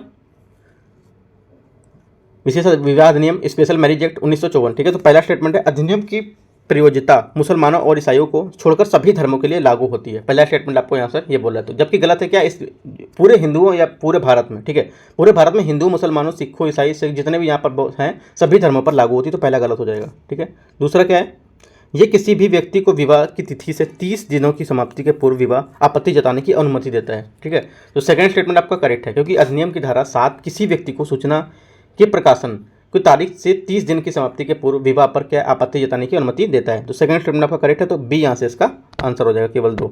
अगला है 25 नंबर क्वेश्चन, मानसिक स्वास्थ्य देखरेख अधिनियम 2017 के रूप में प्रत्येक प्रभावित व्यक्ति को सरकारी संस्थानों से मानसिक स्वास्थ्य देखरेख उपचार तक पहुँचाने प्राप्त होता है। क्या होता है? पहुँच यहाँ पर प्राप्त होता है, पहला स्टेटमेंट है। पहला स्टेटमेंट आपका 25 में ही बोल रहा है, और पहला स्टेटमेंट आपका सही भी है, क्योंकि जो मानसिक स्वास्थ्य देखभाल जो अधिनियम है 2017 इसके हिस्से के रूप में से प्रभावित व्यक्ति को जो सरकारी संस्थान है उसमें इसके देखरेख के लिए उपचार के लिए पहुंच के लिए प्राप्त के लिए देखा जाएगा, तो पहला करेक्ट है। दूसरा, मानसिक स्वास्थ्य सहायता किरण टोल, ठीक है, किरण टोल फ्री हेल्पलाइन परिवार स्वास्थ्य कल्याण मंत्रालय की एक पहल है। ठीक है, तो दूसरा स्टेटमेंट जो आपका यहाँ पर है वो गलत हो जाएगा। ये किसकी है? सामाजिक न्याय एवं अधिकारिता मंत्रालय की। ठीक है, किसकी? सामाजिक न्याय और अधिकारिता मंत्रालय की एक पहल है। ये 2020 में क्या है, इसे स्टार्ट किया गया था। ठीक है, तो हमारा दूसरा स्टेटमेंट आपका गलत हो जाएगा, ओनली 1 करेक्ट है, ए। 26 नंबर देखते हैं, आरक्षित नकदी अनुपात जिसको बोलते हैं CRR। ठीक है, आरक्षित नकदी जो अनुपात निधि अनुपात है वो जमा राशि है जिससे बैंकों को निर्दिष्ट तरल परिसंपत्ति के रूप में रखना चाहिए। पहला स्टेटमेंट जो 26 है उसका ये बोल रहा है, राइट। तो पहला स्टेटमेंट यहाँ से जो है वो आपका गलत हो जाएगा, पहला स्टेटमेंट ही गलत है, क्योंकि आरक्षित निधि जो अनुपात है ये जमा प्रतिशत है। ठीक है, देखो आरक्षित जो अनुपात होता है ये बराबर होता है कि इसके जमा जो आपका प्रतिशत है जिसे बैंक में आप RBI के पास आरक्षित करते हैं उसे नकदी निधि के रूप में रखना होता है, तो पहला आपका यहाँ से गलत हो जाएगा। तरल संपत्ति के तरल जो परिसंपत्ति उसके रूप में नहीं रखना चाहिए, गलत है। दूसरा है सावधिक चल निधि अनुपात SLR जिसको बोलते हैं। ठीक है, ये निर्दिष्ट करता है कि एक बैंक को भारतीय रिजर्व बैंक के पास कितनी तरल संपत्ति रखनी चाहिए, राइट। तो सेकंड स्टेटमेंट जो आपको यहाँ पर बोला है ये भी गलत है। सेकंड क्या स्टेटमेंट? ये भी गलत है, क्योंकि जो आपका सावधिक चल निधि अनुपात है या आपका SLR है ये जमा का न्यूनतम प्रतिशत है। क्या होता है? ये न्यूनतम प्रतिशत होता है। ठीक है, जिसे वाणिज्यिक बैंक को तरल नकदी स्वर्ण या अन्य प्रतिभूति के जो रूप है उसे बनाए रखने का अधिकार होता है। ये मूल रूप से क्या आरक्षित आवश्यकता है जिससे बैंकों से ग्राहकों को ऋण जो देते हैं उससे पूर्व रखने की अपेक्षा की जाती है, राइट। ये भारतीय रिजर्व बैंक RBI के पास आरक्षित नहीं होता है। ये क्या है? बोला भारतीय रिजर्व बैंक के पास आरक्षित होता है, तो आपका ये गलत हो जाएगा स्टेटमेंट। ठीक है, यह आरक्षित नहीं होता बल्कि स्वयं बैंकों के पास आरक्षित होता है। एसएलआर को आरबीआई द्वारा तय किया जाता है। आरक्षित जो अनुपात है एसएलआर और सीआरआर, ठीक है, ये अर्थव्यवस्था में ऋण वृद्धि की तरलता से प्रवाह जो इसका मुद्रास्फीति का होता है उसको नियंत्रित करने के लिए केंद्रीय बैंक की मौद्रिक नीति के जो पारंपरिक उपकरण हैं उसमें रहे हैं। ठीक है, एसएलआर बैंकिंग विनियमन अधिनियम 1949 की धारा 24 का 2A द्वारा निर्धारित किया गया था कि ये ऐसा होगा। तो यहाँ पर ये सेकंड स्टेटमेंट आपका यहाँ से गलत हो जाएगा। ठीक है, अगला है, तो देखो सेकंड गलत हो जाएगा, पहला गलत हो, तो आपका इनमें से कोई सही नहीं है। ठीक है, तो 26 में आपके दोनों बातें गलत हैं। आप तो चाहे तो आप रीड कर सकते हैं जो सीआरआर है एक बार, जितने देखो इकोनॉमिक के जो टॉपिक आ रहे हैं, क्योंकि इकोनॉमिक थोड़ा सा टफ माना जाता है। ठीक है, तो इकोनॉमिक के जो टॉपिक आ रहे हैं, सीआरआर आया, एसएलआर आया, इसके बारे में आप एक बार अपना इकोनॉमिक जिससे पढ़ते हैं, जो भी टॉपिक से पढ़ते हैं, जो भी बुक से पढ़ते हैं, वहाँ से आप देख सकते हैं। अगर आपको मटेरियल नहीं पता इकोनॉमिक का कौन सा अच्छा है, तो आप टेलीग्राम पे इसमें जो आपका यूट्यूब है वहाँ से कमेंट करके पूछ सकते हैं कि सर किस इसमें से कौन सा फॉलो करना चाहिए। बाकी आपको पता है तो अच्छा है, अपना स्टडी टॉपिक आपको वहाँ से पढ़ सकते हैं। ठीक है, तो आपके 26 में दोनों गलत हैं। ठीक है, 26 में आपका दोनों गलत है, तो आपका आंसर हो जाएगा डी, इनमें से कोई सही नहीं है। 27 निम्नलिखित में से कथनों पर विचार करना है। भारत में राज्यों को अधिकतम 2 राजधानियाँ रखने की अनुमति है। ठीक है, पहला स्टेटमेंट ये बोला है, गलत है, क्योंकि देखो क्या है, जो आपका अधिकतम 2 राजधानी रखने का कोई यहाँ पर प्रतिबंध ऐसा यहाँ पर संविधान में नहीं है, तो पहला हमारा गलत हो जाएगा। दूसरा क्या है, हिमाचल प्रदेश, महाराष्ट्र और उत्तराखंड की 2 राजधानियाँ, हिमाचल प्रदेश, महाराष्ट्र और उत्तराखंड की 2 राजधानियाँ हैं। ठीक है, तो सेकेंड स्टेटमेंट आपका सही है। 3 राज्यों हिमाचल प्रदेश, महाराष्ट्र, उत्तराखंड की ग्रीष्मकालीन एवं शीतकालीन विधानसभाओं सत्रों के लिए अलग अलग राजधानी यहाँ पर निर्धारित की गई हैं। ठीक है, हिमाचल प्रदेश को शिमला ग्रीष्मकाल की राजधानी है, तथा जो शीतकाल की है वो धर्मशाला हो गई। ठीक है, पहले आपको बताओगे। उत्तराखंड की ग्रीष्मकालीन राजधानी क्या है, भराड़ी सैंड। ठीक है, भराड़ी सैंड ये आपकी जो है उत्तराखंड की ग्रीष्मकालीन है, तथा शीतकालीन आपकी देहरादून है। ठीक है, शीतकालीन क्या होगी, देहरादून होगी। और यहाँ पे महाराष्ट्र की मुंबई राजधानी है, और नागपुर महाराष्ट्र की राजधानी शीतकालीन है। ठीक है, वो जो थी ग्रीष्मकालीन थी मुंबई की, और आपका जो नागपुर महाराष्ट्र है वो आपकी शीतकालीन राजधानी है, तो आपको ये याद रखना है। अगला देखते हैं 28 नंबर क्वेश्चन। निम्नलिखित में से कौन सी एक विशिष्ट विशेषता है जो पूंजीगत वस्तुओं के मध्यवर्ती वस्तुओं से अलग करती है? कौन सी विशेषता ऐसी है जो पूंजीगत वस्तुओं को मध्यवर्ती वस्तुओं से अलग करती है इसमें? ठीक है, तो करेक्ट आंसर हमारा 28 का क्या हो जाएगा, पूंजीगत वस्तुओं का उपयोग मध्यवर्ती वस्तुओं के उत्पादन में किया गया है, जबकि मध्यवर्ती वस्तुओं का उपयोग उपभोक्ता वस्तुओं के उत्पादन में किया जाता है। तो पहला स्टेटमेंट यहाँ से आपका करेक्ट हो जाएगा। राइट, अगला है 29 नंबर, मुद्रा के कार्यों के संदर्भ में निम्नलिखित कथनों पर विचार करना है। ठीक है, जो मुद्रा के कार्य हैं उसके बारे में देखते हैं कि कौन सा कार्य आवश्यकताओं के दोहरे संयोग, जो मुद्रा के कार्य हैं, कौन से कार्य आवश्यकताओं के दोहरे संयोग की समस्या को सबसे अच्छे ढंग से प्रभावित करता है, या सबसे अच्छे ढंग से कम मदद करने सबसे अच्छे ढंग से प्रभावी ढंग से कम मदद करता है इसमें। ठीक है, सबसे अच्छा प्रभावी ढंग से कम मदद करता है। तो 29 का जो आंसर हो जाएगा हमारा ये हो जाएगा ए, विनिमय का माध्यम। ठीक है, विनिमय का माध्यम हमारा एक करेक्ट होगा, क्योंकि मुद्रा का सबसे पहला और महत्वपूर्ण कार्य है कि ये विनिमय के माध्यम से के रूप में कार्य करे। राइट, बड़ी अर्थव्यवस्था में वस्तु विनिमय का आदान प्रदान अत्यधिक कठिन होता है, क्योंकि लोगों में अपने अधिशेष और विनिमय के लिए उपयुक्त व्यक्तियों की खोज में उच्च लागत और उठानी पड़ती है यहाँ पर। राइट, तो हमारा पहला यहाँ पे क्या हो जाएगा, करेक्ट हो जाएगा ए का स्टेटमेंट 29। 30 नंबर 30 है, निम्नलिखित कथनों पर विचार कीजिए। करेंसी नोटों और सिक्कों की कागजी जो करेंसी सिक्के और नोट हैं उनको क्या कागजी मुद्रा यहाँ पर कहा जाता है, क्योंकि उनका आंतरिक मूल्य होता है। ठीक है, क्या है, उनका आंतरिक मूल्य होता है। तो 30 का क्या है, ए जो आपका पहला स्टेटमेंट है वो गलत हो जाएगा, क्योंकि सिक्कों के संबंध में भी यही बात है। जो सिक्कों के संबंध है उसमें सही बात यही बात है कि जो आपका करेंसी नोट है और सिक्कों के नोट कागजी मुद्रा कहते हैं। इनका वर्ण जो स्वर्ण है चांदी के सिक्के की तरह आंतरिक मूल्य यहाँ पर नहीं होता है इनका। चांदी के सिक्के जो होते हैं और स्वर्ण के सिक्के होते हैं उनकी तरह आंतरिक मूल्य इनका नहीं होता, तो ये गलत हो जाएगा। अगला क्या है, चेक और मांग जमा जो अधिमान्य मुद्रा है, क्योंकि इन्हें देश की किसी भी नागरिक द्वारा किसी भी लेन देन के निपटान के लिए अस्वीकार नहीं किया सकता है। ठीक है, तो सेकेंड स्टेटमेंट जो आपका बोला है ये स्टेटमेंट आपका गलत है। ठीक है, सेकंड क्या है, गलत है, क्योंकि बचत अथवा चालू खाते जो आहरित चेक हैं इनको किसी के भी द्वारा किसी के द्वारा अस्वीकार किया जा सकता है। क्या है, चेक वेक अस्वीकार किया जा सकता है, अतः मांग जमा ब्याज के लिए मुद्रा नहीं है। देखो ये सेकंड बात ये बोला है कि आप कुछ सामान लेने बाहर जाएंगे, ठीक है, तो 20 रुपये की क्या चेक लेके जाएंगे कि 20 रुपये का चेक है ये मुझे सामान दे दो। ठीक है, तो क्या है, ये आपका अस्वीकार कर सकता है। राइट, ये नहीं कि अगर अस्वीकार करेगा तो आप जाकर उस पर कंप्लेन कर दोगे। ये बोला अस्वीकार नहीं कर सकता, ऐसा नहीं है। आप अगर नोट लेके जाएंगे तो वो अस्वीकार नहीं करेगा, अगर चेक लेके जाएंगे तो अस्वीकार कर सकता है वो, ये बताया गया ऐसा। वो उसकी मर्जी है, ले भी सकता है या नहीं भी ले सकता है, ठीक है। ऐसा कुछ नहीं है कि वो उसको लेना ही पड़ेगा। तो सेकंड गलत हो जाएगा, पहला करेक्ट हो जाएगा। तीसरा क्या है, करेंसी नोट अधिमान्य मुद्रा है। पहला भी गलत था, ठीक है, पहला भी गलत था, दूसरा भी गलत है, क्योंकि वहाँ पर सिक्के जो थे, जो चांदी और जो सोने के सिक्के थे, उनमें ही यहाँ पर इसका आंतरिक मूल्य होता है। करेंसी नोट अधिमान्य मुद्रा, जो करेंसी नोट है वो आपकी अधिमान्य मुद्रा है। तीसरा स्टेटमेंट आपका यहाँ से बोल रहे हैं। तो देखो तीसरा स्टेटमेंट आपका है वो आपका करेक्ट होगा, ठीक है। तीसरा स्टेटमेंट यहाँ से आपका करेक्ट हो जाएगा। तो आपका यहाँ से आंसर हो जाएगा 30 का 30 का आपका यहाँ पर हो जाएगा आंसर केवल एक। 31 देखते हैं। आरबीआई के कार्यों के संदर्भ में निम्नलिखित कथनों में से कौन सा सही है। जो आरबीआई के कार्य हैं इनमें से कौन सा कथन आरबीआई के कार्यों के बारे में सही बोल रहा है, ठीक है। पहला है, यह ऋण के जो औपचारिक स्रोत है उसकी क्या है, कार्यप्रणाली पर निगरानी रखता है। पहले बात सही बोल रहा है। दूसरा, ये नकदी शेष बनाए रखने में बैंकों पर निगरानी रखता है, ये भी बात सही है। तीसरा क्या, इसका उद्देश्य विकास के उद्देश्य पर ध्यान रखते हुए मूल्य इसकी स्थिरता बनाए रखना, ये भी स्टेटमेंट आपका करेक्ट है। ये केंद्र सरकार की ओर से करेंसी नोट जारी कर, जो केंद्र सरकार है उसकी ओर से क्या है, करेंसी नोट जारी करता है। तो चौथा स्टेटमेंट भी आपको यहाँ से करेक्ट हो जाएगा। तो चारों बातें क्या है, एकदम यहाँ पर करेक्ट है। देखो केंद्र सरकार उसकी ओर से करेंसी नोट जारी करता है, ये देता है, ठीक है। और उसके बाद का तीसरा स्टेटमेंट जो बोल रहा था, इसका उद्देश्य विकास के उद्देश्य को ध्यान में रखते हुए मूल्य स्थिरता बनाए रखना, तो ये भी स्टेटमेंट आपका करेक्ट है। क्योंकि आरबीआई इस पर भी निगरानी रखता है कि बैंक केवल लाभ अर्जित करने वाले व्यवसायियों और व्यापारियों को ही ऋण मुहैया तो नहीं करा रहे हैं, बल्कि छोटे किसानों को भी ऋण दे रहे हैं नहीं, ठीक है। तो ये भी आपको उनको देखना पड़ता है। तो चारों स्टेटमेंट आपके करेक्ट हैं, डी इसका आंसर हो जाएगा। 32 देखते हैं। निम्नलिखित कथनों पर विचार करना है 32 में। एशिया का पहला निर्यात प्रसंस्करण क्षेत्र जो आपका है, इकोनॉमिक जो आपका जो प्रसंस्करण क्षेत्र है, जो आपका इकोनॉमिक जो आपका जोन है, उसमें 1965 में कांडला में स्थापित किया गया था। बोला 1965 में क्या एशिया का पहला कांडला में स्थापित किया गया था। 32 में बोल रहे हैं, राइट। दूसरा बोला है, विशेष आर्थिक जोन अधिनियम वर्ष 2005 में अधिनियमित किया गया था, ठीक है। तो दूसरा स्टेटमेंट ये, तो दोनों स्टेटमेंट आपके यहाँ पर करेक्ट हैं, दोनों बात यहाँ पर एकदम सही बोल रहे हैं। तो हमारा करेक्ट आंसर क्या हो जाएगा, सी इसका आंसर हो जाएगा, ठीक है। अगला देखते हैं 33।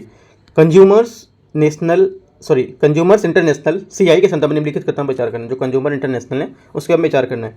यह विश्व भर के उपभोक्ता समूहों के लिए सदस्यता संगठन है, जो विश्व भर के उपभोक्ता समूहों के लिए सदस्यता संगठन है। पहला स्टेटमेंट बोला है, इसका मुख्यालय कहाँ पर है, पेरिस में है, राइट।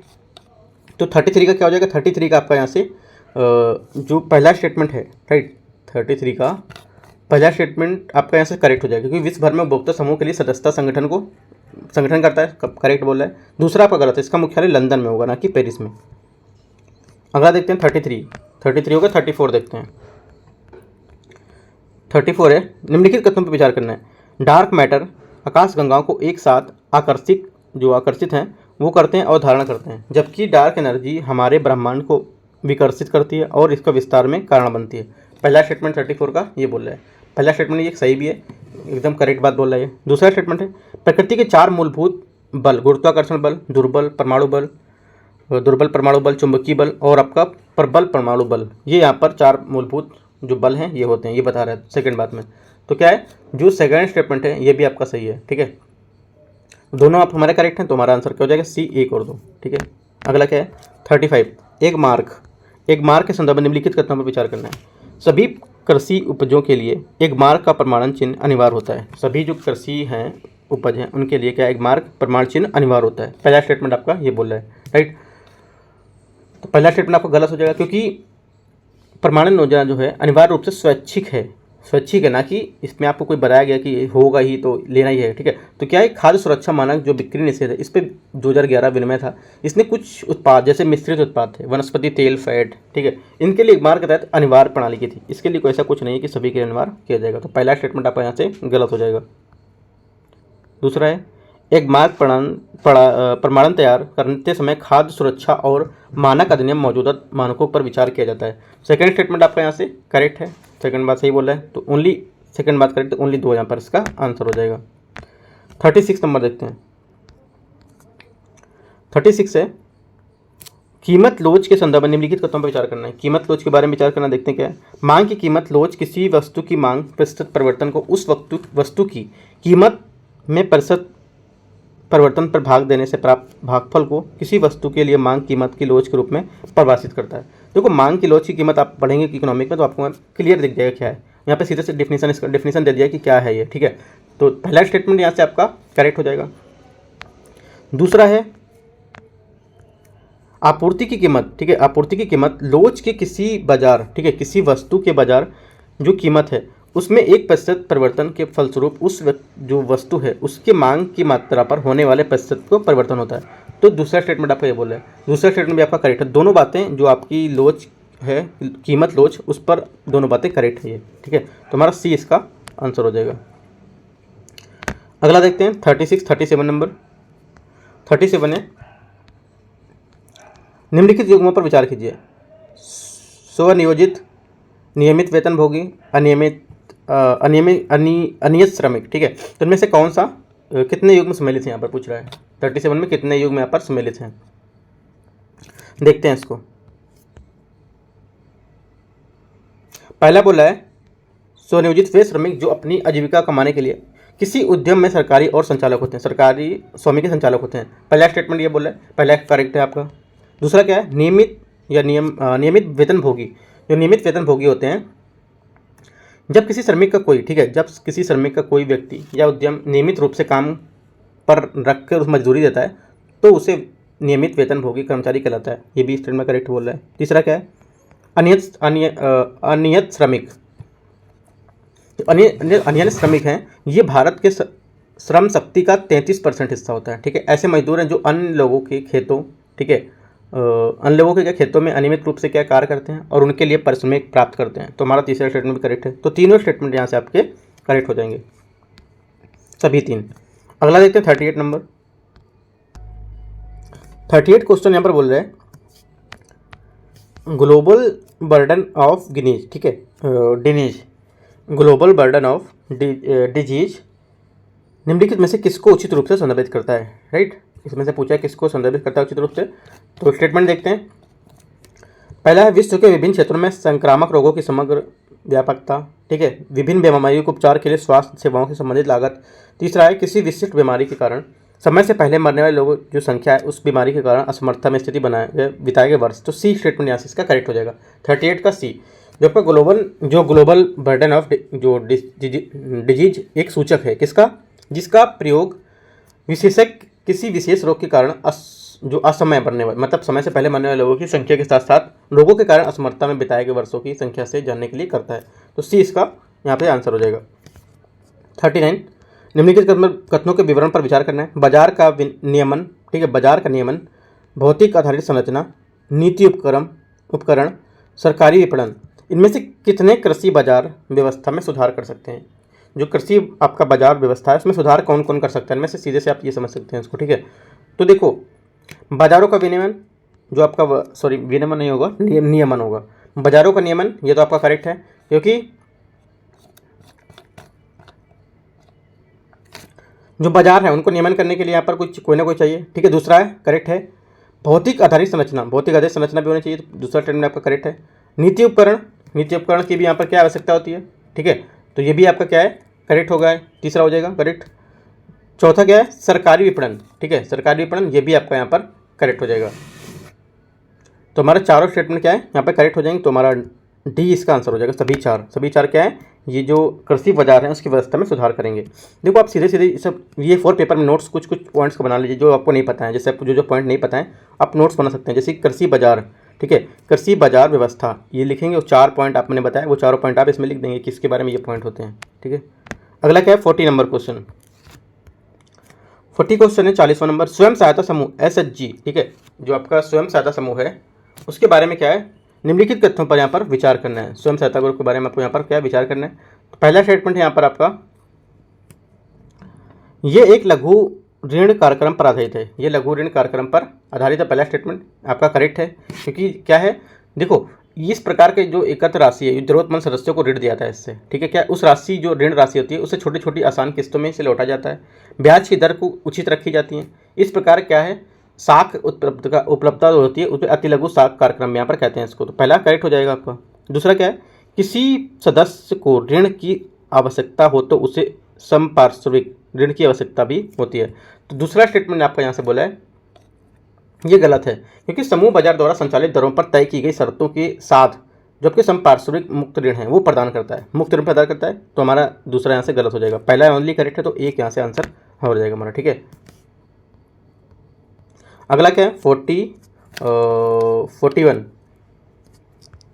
कथन यहाँ 1 दिया है, कथन 2 दिया है। भारत में कृषक समुदाय मिश्रित फसल पशुधन कृषि प्रणाली में का उपयोग करते हैं। पहला स्टेटमेंट आपका यहाँ पर ये बोल रहा है। ठीक है, दूसरा है विविधीकरण की आवश्यकता आजीविका के लिए विशेष रूप से किस कृषि पर निर्भर रहने जोखिम में उत्पन्न करने हेतु उपयुक्त कथनों पर से कौन सा कथन यहाँ पर सही है। ठीक है, कौन सा कितने कथन यहाँ पर सही है। तो देखो 41 में ये बोल रहा है पहला स्टेटमेंट तो आपका यहाँ से करेक्ट है। ठीक है, पहला स्टेटमेंट करेक्ट बोला क्योंकि भारत में समुदाय मिश्रित फसल पशुधन कृषि प्रणाली का उपयोग करते हैं, सही बात बोला है। दूसरा बोला है, दूसरी बात भी सही है। ठीक है, दूसरी बात जो यहाँ पर है, जो विविधीकरण की जो आवश्यकता है आजीविका के लिए विशेष रूप से कृषि पर निर्भर है, ये भी बात सही है। इसको लेके ये दूसरा इसकी बात सहमत भी हुए। ठीक है, इसको लेके इसकी बात सहमत भी है, तो दोनों बातें करेक्ट हैं, इसकी व्याख्या भी कर रहा है। तो ए यहाँ से इसका 41 का आंसर हो जाएगा। ठीक है, 42 नंबर श्रमिक जनसंख्या अनुपात। ठीक है, श्रमिक जनसंख्या अनुपात के संदर्भ में निम्नलिखित कथन पर विचार करना है 42 में। पहला है ये देश में बेरोजगारी की स्थिति का आकलन करने के लिए उपयोग किया जाने वाला एक संकेतक है। बेरोजगारी के रूप में जो संकेतक है वो है पहला स्टेटमेंट, ये गलत है। ये श्रमिक जनसंख्या अनुपात का एक संकेतक जिसका उपयोग देश में रोजगार की स्थिति के लिए होता है। ठीक है, तो ये अब आपका गलत हो जाएगा। ये अनुपात उच्च है तो इसका अर्थ है कि उच्च बेरोजगारी दर, अगर इसका अनुपात उच्च होगा मतलब हाई होगा, तो मतलब होगा कि इसका उच्च बेरोजगारी दर है, तो ये गलत हो जाएगा सेकंड भी। क्योंकि यदि अनुपात अधिक होगा तो इसका अर्थ होगा कि लोगों की सहभागिता अधिक है, ना कि इसका बेरोजगारी उच्च है, याद रखना है। तीसरा, यदि अनुपात न्यूनतम है तो इसका अर्थ होता है बेरोजगारी कम है। ठीक है, तो तीसरा स्टेटमेंट भी गलत है आपका। यदि देश में किसी अनुपात इसका मध्यम या निम्न है तो इसका अर्थ होता है कि उसकी जनसंख्या का बहुत बड़ा भाग प्रत्यक्ष रूप से आर्थिक गतिविधियों में शामिल नहीं है, ये इसका तीसरी बात होगी। तो तीनों स्टेटमेंट आपके क्या हैं, गलत हैं। तुम्हारे कोई भी नहीं, इसका आंसर हो जाएगा डी, इसका आंसर हो जाएगा 42 का। 43 देखते हैं, 43 यहाँ से निम्नलिखित कथनों पर विवरण पर विचार करना है। पहला है सूचना प्राप्त करने का अधिकार। सूचना प्राप्त करने का अधिकार पहला स्टेटमेंट है। ठीक है, तो इसमें जितने भी यहाँ पर दिए हैं उसमें पूछ रहा है उपभोक्ता संरक्षण अधिनियम 2019 के अंतर्गत कितने अधिकार यहाँ पर प्रदान किया सकते हैं, इनमें से कितने अधिकार जो हैं उपभोक्ता संरक्षण अधिनियम 2019 के तहत प्रदान किया सकते हैं। ठीक है, तो देख लेते हैं कौन कौन से, सीधे से इसको देख लेते हैं। देखो इनमें से कौन कौन से प्राप्त किया सकते हैं ये बता दे रहा हूँ।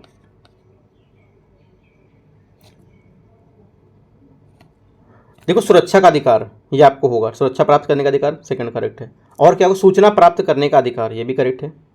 और क्या होगा, चयन करने का अधिकार, चयन करने का अधिकार यहाँ पर नहीं है, तो ये भी पूछ सकता है आपसे, चयन करने का अधिकार ये आप अलग से लिख लीजिए। अगला क्या है, सुनवाई का अधिकार यहाँ पर दिया है क्या, यहाँ पर भी सुनवाई का अधिकार नहीं दिया है, ये आप लिख सकते हैं अलग से पॉइंट। और निवारण प्राप्त करने का अधिकार, निवारण प्राप्त करने का अधिकार ये दिया है, इसमें आप ये लिख सकते हैं। ठीक है, और आपका हो जाएगा उपभोक्ता जागरूकता अधिकार, उपभोक्ता जागरूकता अधिकार। ठीक है, ये भी आप लिख सकते हैं, क्या, उपभोक्ता जागरूकता अधिकार। तो इस तरह से क्या आपके 3 और यहाँ पर 1 2 3 4 स्टेटमेंट आपके यहाँ से करेक्ट हो जाएंगे। ठीक है, 4 स्टेटमेंट यहाँ से आपके करेक्ट हो जाएंगे, तो आपका आंसर हो जाएगा 43 का।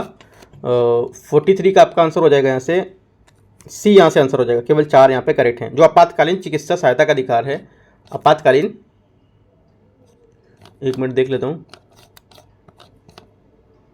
आपातकालीन चिकित्सा का अधिकार, ऐसा कुछ यहाँ पर इसका नहीं दिया गया। ठीक है, यहाँ पर इसका नहीं दिया गया, तो ये आपका यहाँ से हट जाएगा, ये 4 आपके करेक्ट हो जाएंगे। ठीक है, और जो मैंने आपको एक्स्ट्रा बताया वो भी आप यहाँ पर लिख सकते हैं, उपभोक्ता संरक्षण अधिनियम 2019 के अंतर्गत क्या पॉइंट है वो आप लिख सकते हैं। ठीक है, अगला देखते हैं 44 नंबर क्वेश्चन।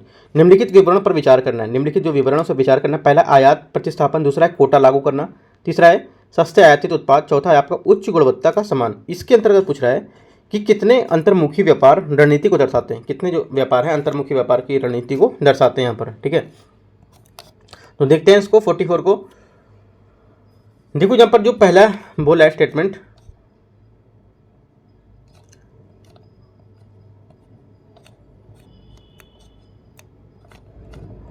पहला स्टेटमेंट है यहाँ पर आपका आयात प्रतिस्थापन। ठीक है, आयात प्रतिस्थापन है ये आपका स्टेटमेंट करेक्ट हो जाएगा। ठीक है, आयात से सुरक्षा के दो रूप थे, टैरिफ और कोटा। ठीक है,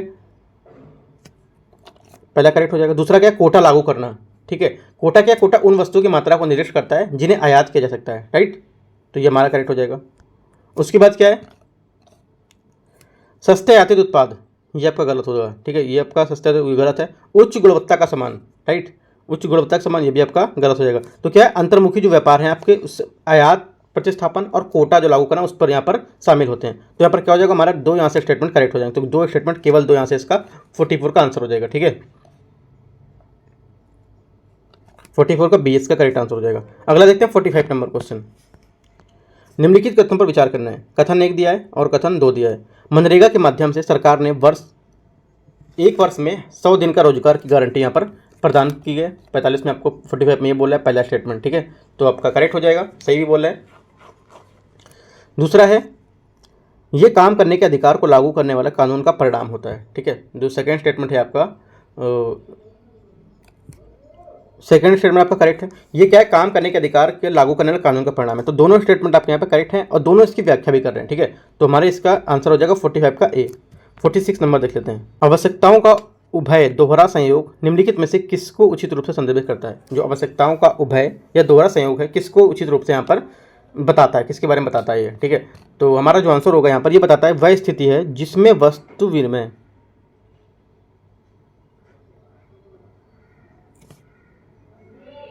में दोनों पक्ष एक दूसरे की वस्तुओं को एक साथ बेचने और खरीदने के लिए सहमत होते हैं। ठीक है, तो 46 का हमारा बी यहाँ से करेक्ट आंसर हो जाएगा।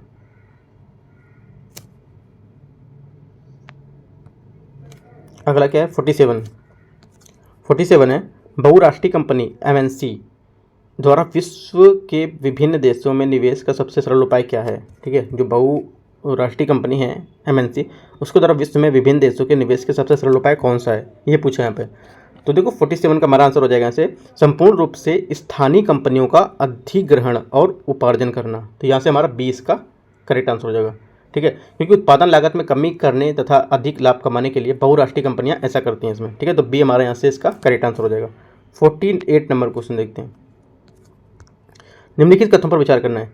कार्यनीतिक विनिवेश, ठीक है, कार्यनीतिक विनिवेश से अभिप्राय सार्वजनिक उद्यमों में अधिकांश सरकारी भागीदारी का विक्रय करना। पहला स्टेटमेंट आपका ये बोला है, पहला स्टेटमेंट आपका ये बोला है, और जो पहला स्टेटमेंट है ये आपका करेक्ट भी है। ठीक है, दूसरा स्टेटमेंट है, विनिवेश प्रक्रिया उद्योग संवर्धन और आंतरिक व्यापार विभाग द्वारा संचालित की जाती हैं। तो सेकंड स्टेटमेंट क्या है आपका, सेकंड स्टेटमेंट आपका गलत हो जाएगा, क्योंकि भारत में जो विनिवेश प्रक्रिया है निवेश और सार्वजनिक संपत्ति विभाग प्रबंधन जो होता है DIPM द्वारा संचालित किया जाता है, जो वित्त मंत्रालय के अंतर्गत आता है। तो ये हमारा गलत हो जाएगा। ठीक है, तो ओनली वन करेक्ट है, तो ए इसका आंसर हो जाएगा। 49 नंबर देखते हैं। 49 है, विशेष रसायन जैविक सामग्री उपकरण है प्रौद्योगिकी, उसके संदर्भ में निम्नलिखित कथनों पर विचार करना है। पहला स्टेटमेंट है आपका SCOMET मतलब होता है विशेष रसायन जैविक सामग्री उपकरण। ठीक है, उसकी सूची का जो अनुसरण है विदेश व्यापार महानिदेशक DGFT द्वारा किया था, जिसका उद्देश्य इस सूची को बहुपक्षीय निर्यात नियंत्रण व्यवस्था को अभी समय की सूची के साथ श्रेणीबद्ध करना। पहला स्टेटमेंट आपका करेक्ट है। दूसरा क्या है, SCOMET वस्तुएं जो आपकी द्वैत उपयोग वाली वस्तुएं जिनका प्रयोग नागरिक अनुप्रयोग सहित व्यापक स्तर पर हानि पहुंचाने के उद्देश्य से यहाँ पर अस्त्र के रूप में भी किया जा सकता है। ये भी स्टेटमेंट आपका करेक्ट है। तो दोनों स्टेटमेंट आपके यहाँ से करेक्ट हो जाएंगे। तो हमारा क्या हो जाएगा, सी इसका आंसर हो जाएगा। एकदम फैक्चुअल पॉइंट है, इसके बारे में आप पढ़ लेंगे तो आपको समझ आ जाएगा ये। ठीक है, 50 नंबर देखते हैं। निम्नलिखित कथनों पर विचार करना है। कथन 1 दिया है, कथन 2 दिया है। भारत में 80% से अधिक लघु और एवं किसान सीमांत जिसके पास 2 हेक्टेयर से कम भूमि है और 50% से कम भूमि किसान कृषि पर रहते हैं, कृषि करते हैं। ठीक है, पहला स्टेटमेंट बोल रहे हैं। दूसरा है, भारत में अधिकांश किसान निर्वाह कृषि करते हैं। जो भारत में अधिकांश किसान हैं निर्वाह कृषि करते हैं वो। ठीक है, तो कौन सा स्टेटमेंट इसमें से करेक्ट है। देखो दोनों बातें क्या एकदम करेक्ट बोल रहा है। ठीक है, दोनों बातें क्या एकदम करेक्ट है। तो एक सही है, दोनों सही है, एक सही है कथन, 2 भी सही है, और ये इसकी व्याख्या भी कर रहा है। तो दोनों बात यहाँ पर एकदम करेक्ट बोल रहा है। ठीक है, 51 नंबर देखते हैं। फिर से कथन दिया है, वर्ष 1991 में आर्थिक सुधार कृषि क्षेत्र को लाभ नहीं पहुँचा सके। पहला बोला है। ठीक है, दूसरा स्टेटमेंट है, कृषि बुनियादी ढांचा क्षेत्र में सार्वजनिक निवेश में कमी आई है। क्या है? कृषि जो बुनियादी ढांचा उसमें सार्वजनिक निवेश में कमी आई। तो दोनों स्टेटमेंट आपके यहाँ पर क्या है? करेक्ट हैं। दोनों स्टेटमेंट एकदम करेक्ट हैं और जो इसकी व्याख्या करते हैं दोनों स्टेटमेंट करेक्ट भी हैं और इसकी जो है व्याख्या भी कर रहे हैं। ठीक है, तो हमारा क्या हो जाएगा इसका आंसर? जो 51 का ए हो जाएगा। इसकी व्याख्या भी कर रहे हैं और दोनों करेक्ट भी हैं। 52, किसी भी अर्थव्यवस्था के संदर्भ में निम्नलिखित कथनों में से किसे मानव पूंजी, ठीक है, मानव पूंजी का हिस्सा, किसे मानव पूंजी का हिस्सा माना जाएगा इनमें से? ठीक है, तो करेक्ट आंसर 52 का जो हो जाएगा आपका, यह माना जाएगा मानव संसाधन का ज्ञान और कौशल की क्षमताएं। बी इसका यहाँ से आंसर हो जाएगा। ठीक है, क्योंकि यह उत्पादन का मानव संसाधन पहलू है। इसे आर्थिक वृद्धि और विकास के एक महत्वपूर्ण परिचालन के रूप में पहचाना जाता है। बी इसका करेक्ट आंसर हो जाएगा। 53 है, ग्रामीण विकास के उद्देश्यों के संबंध में निम्नलिखित कथनों पर विचार करना है। इसका उद्देश्य ग्रामीण मूल्य निर्धनता इसका उद्देश्य निर्धनता मूल्य उन्मूलन इसका उद्देश्य निर्धनता उन्मूलन और जीवन स्तर में सुधार लाना। पहला स्टेटमेंट आपका 53 का ये बोल रहा है। ठीक है, और आपका करेक्ट भी है। दूसरा क्या है? इसका उद्देश्य कृषि उत्पादकता और सतत जो कृषि पद्धति है उसको बढ़ावा देना। सेकंड स्टेटमेंट ये बोल रहा है, सेकंड भी आपका सही है। तीसरा क्या है? ये आर्थिक विकास के लिए ग्रामीण शहरी जो प्रवास है उसको प्रोत्साहित करता है। ठीक है, जो तीसरा स्टेटमेंट ये गलत है। ये क्या है? देखो, ये जो है आपका तीसरा स्टेटमेंट, ये आर्थिक विकास के लिए ग्रामीण शहरी प्रवास को प्रोत्साहित करता है, लेकिन इसके तहत क्या है? ये अक्सर शहरी केंद्रों में प्रवास करने की आवश्यकता को कम करने हेतु क्या है? ग्रामीण क्षेत्रों में आर्थिक अवसर उत्पन्न करता है। ठीक है, और अत्यधिक ग्रामीण से शहर यहाँ पर लोग क्या है जो प्रवास हैं उसमें क्या संसाधन दबाव डाल सकता है। तो इसलिए हमारा क्या है? ये तीसरा स्टेटमेंट आपका गलत हो जाएगा। प्रोत्साहन नहीं करता है, दबाव डालता है। ठीक है, तो तीसरा करेक्ट गलत हो जाएगा। दबाव डालता है, उससे क्या होगा? शहरों में भीड़ भाड़ और बेरोजगारी की समस्या उत्पन्न हो जाएगी। राइट, इसे प्रोत्साहित नहीं करेगा, तो तीसरा गलत है। चौथा क्या? इसका उद्देश्य ग्रामीण क्षेत्रों में बुनियादी ढांचे और सेवाओं तक क्या पहुंच प्रदान करता है। चौथा स्टेटमेंट भी आपका यहाँ पर करेक्ट हो जाएगा। ठीक है, ये बात सही है। तीसरा यहाँ से गलत हो जाएगा। तो यहाँ पर क्या 3 स्टेटमेंट आपके करेक्ट है, केवल 3। तो सी इसका आंसर हो जाएगा 53 का। ठीक है, तो देखो 53 तक मैंने डिस्कस कर लिया क्वेश्चन 1 to 53। ठीक है, 1 to 53 क्वेश्चन आपका हो गया। जो 54 से क्वेश्चन रहेगा वो मैं नेक्स्ट वीडियो में आपको करा दूंगा पार्ट 2 में। ठीक है, 54 से आपका पार्ट 2 में मैं करा दूंगा, तो वहाँ से आप देख सकेंगे। जो भी क्वेश्चन थे मैंने आपको सब क्वेश्चन बताए। क्या क्वेश्चन? टेस्ट नंबर 5 का। इसके बाद पार्ट 2 होने के बाद स्टार्ट कर देंगे टेस्ट 6, और उससे पहले विजन का टेस्ट डाल देंगे यहाँ। ठीक है, तो देखते रहिए, और टेलीग्राम चैनल से भी जुड़ सकते हैं। कुछ अपडेट में कुछ नोट्स रहता है, मैं आपको वहाँ प्रोवाइड करा देता हूँ। ठीक है, तो वहाँ पे आप जुड़ सकते हैं। ठीक है, तो कोई डाउट होता है आप नीचे कमेंट में पूछ सकते हैं। All the best, thank you.